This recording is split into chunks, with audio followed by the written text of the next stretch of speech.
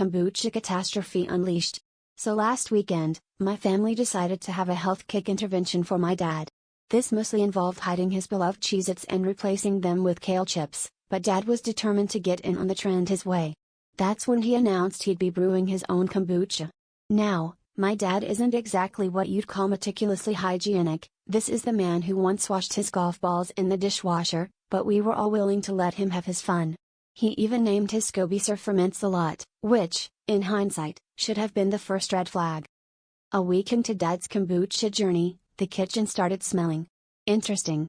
Imagine if a yoga studio mated with a vinegar factory behind a craft beer bar. I came home to find my sister spraying Febreze everywhere and muttering something about smelling colors.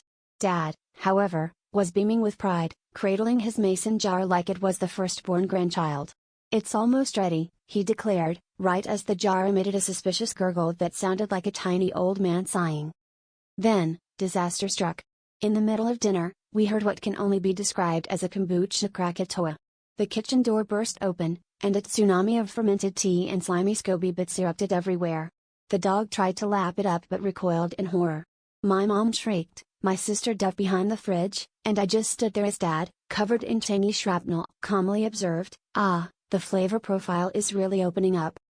Now the kitchen smells like a thrift store's yoga section, and none of us can look at vinegar the same way again.